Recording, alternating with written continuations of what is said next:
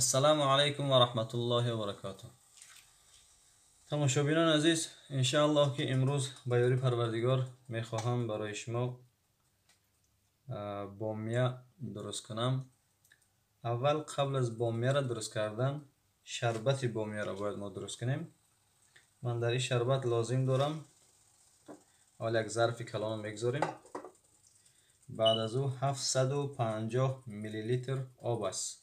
اینا بسم الله. این آب که انداختیم در ظرف. بعد از آب انداختن 750 گرم شکر داریم. این شکر هم که میریزیم در داخلش. این دوستا. بعد از شکر انداختن یک کمتر زعفران داریم. تقریبا یک قاشقچه میده زعفران است. میره که ما در آب تر کردیم به ما خاطر نباشه. یک 10-12 دانه از امو خوردکه کسی. اگر از زعفران هم نداشتین شما میتونید که رنگ‌های برای تارت که استفاده میکنن برای کریم از چیزا میتونید که از رنگ استفاده کنید. بعد از زعفران که انداختیم در داخل دیگمون چیکار میکنیم؟ ال داریم. میرم برای خوشبو کردنش از این پرتافتیم یک چند دانه.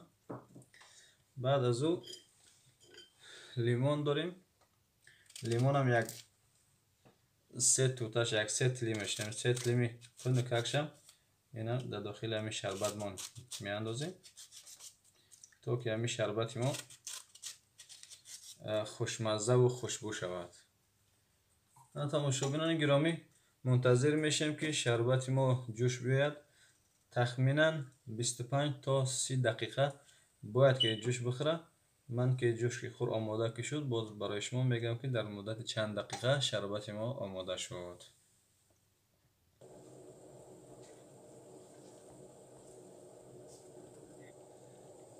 این شربت ما نیم ساعت شد. میبینیم که مثلا زیاد غوصی بد نمی باشه شربت ما.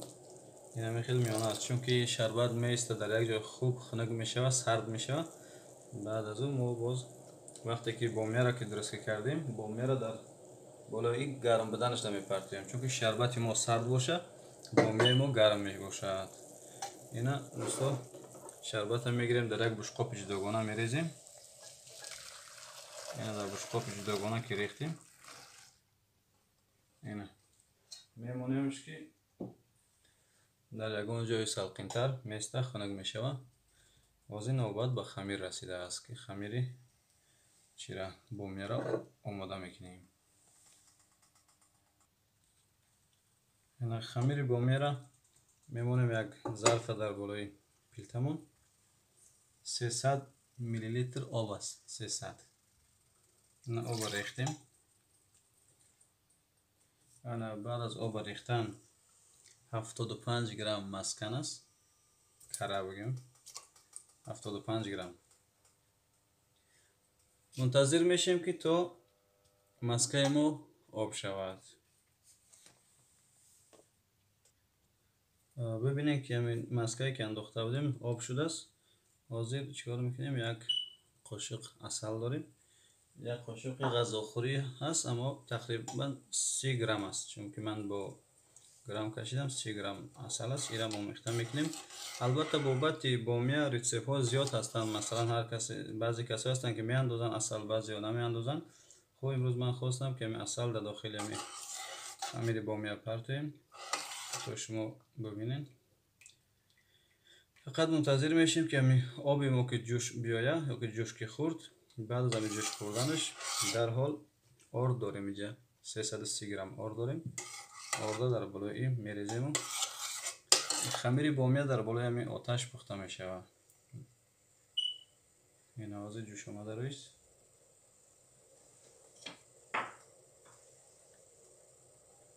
اینا ببینین که آب جوش خورده رویسته. آردمانه 330 گرم که هست میریزیم.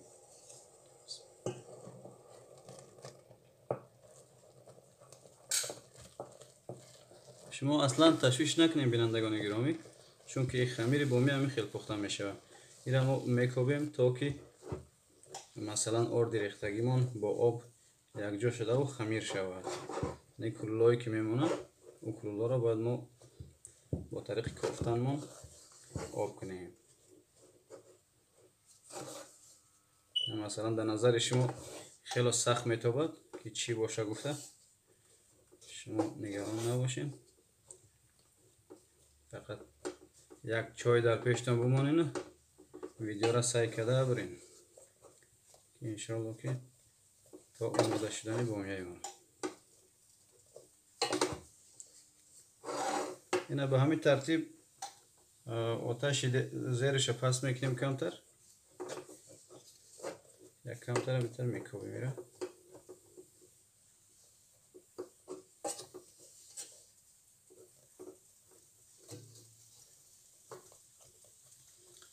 اینا دوستان خمیر آماده شده است.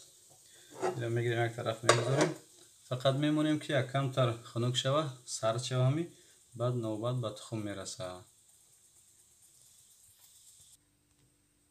اینا خمیر ما کمتر خنک شده است، کمتر سرد شده است. با میکسری را میزنیم آهسته آهسته.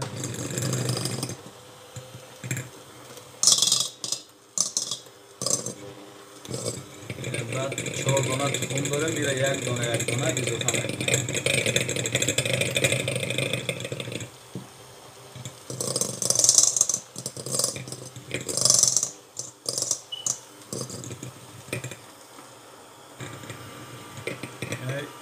دوم شو باز میریزیم.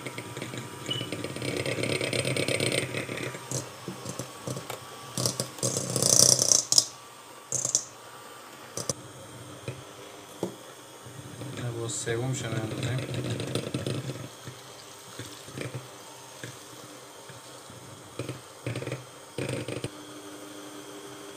اینا نوبت به تخم چهارم رسید که میرم در خمیر میاندازیم. منتظر میشیم که اگر خمیر ما میبینیم خوب باشد در 4 تا بسش میکنیم، لیکن اگر خمیر ما اونطوری که ما میخواهیم که نباشد باز یک نصف دیگر که یک تخم دیگر اضافه میکنیم.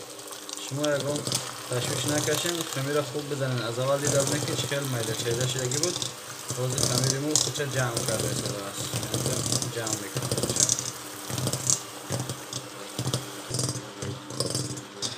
خمیر ما هم آماده شد. در همون 4 تخم بگم که 4 تخم رفت، از او زیاد نانداختیم. یعنی خمیر ما دیدیم که در میکسر چسبیده است. فقط اگر ما تخم زیادتر که بذاریم در این بسیار کلان بد میشد، باز نرم میشه وقتی که میپزینش.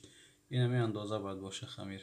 ببینید به این اندازه یک کم و کم دستانده بچسبه. این میخواد دستانده کمتر بچسبه، تمام، زیادی بد نه.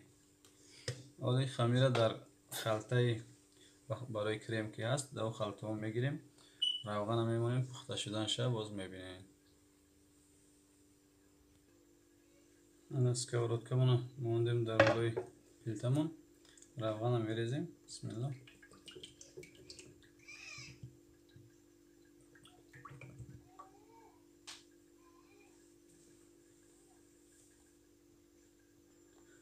روغن مونه که ریختیم، بعد از اون این همی خلطه داریم، خلطه هایی که برای کریم استفاده میکنن. این فرمچکه از همون قالبه که ما باید خمیر در داخل خلطه بریزیم، با این قطعه بامیه را ببریم. این ریختیم، روغن مونه روشن کردیم ولی زیاد داغی بد نباشد. ما خمیر در داخلی میگیریم،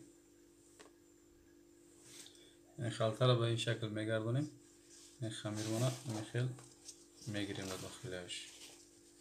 این خمیر ما سخت است، با همون خاطر گفتم که از این خلطگی باشه که پاره نشود. اگر از او پلاستیکی باشه او چه پاره میکنه. این خمیر ما گرفتیم، به همین ترتیب قطعی میبریم میره.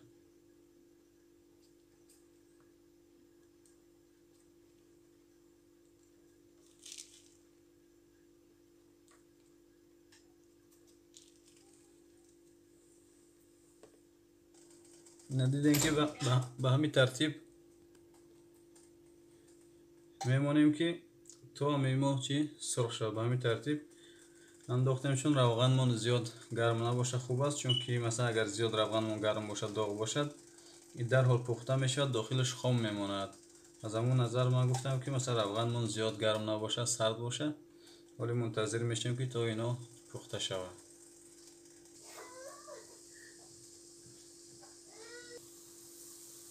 اینا بامیه ما سرخ شده رویش ما کمتر میکوبیم شور میتیم که اگر شور که نتیم فقط یک طرفش سرخ میشود طرف دیگرش نمیشود نه به همون خاطر یک کمتر شور دادیم متوازی را هر دو طرفش یک روز سرخ شد اینا ببینید این رو میگیریم در داخل شربتمون میاندازیم شربتمون سرد باشه خنک باشه اینا میخواد در داخل شربت میاندازیم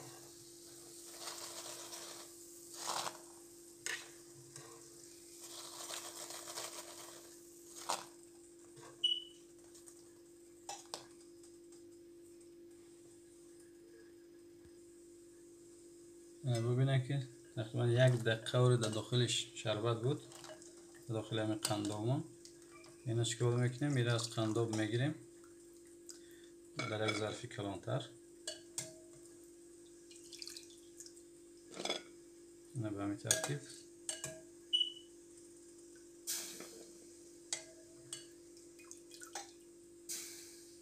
اینا دوستان دیگه باقی موندهش هم با همین ترتیب میپزیم اینا بامیه ما اینمی است آماده شده است بامیه‌مون اینا ببینین دوستان عزیز آبونه شدن فراموش نکنین ویدیو را تماشا کردین باز برای دوستاتون روان کنین اینمی همو بامیه گفتگیم از داخلش قنداب داره از ما یک لیوان نور زیاد کمتر بگیم قنداب مانده است همون شربتی که گفته بودیم این در بالاش خیلی میریزیم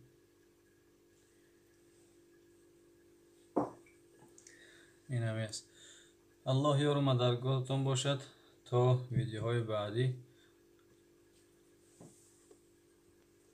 خدا حافظ ناصرتون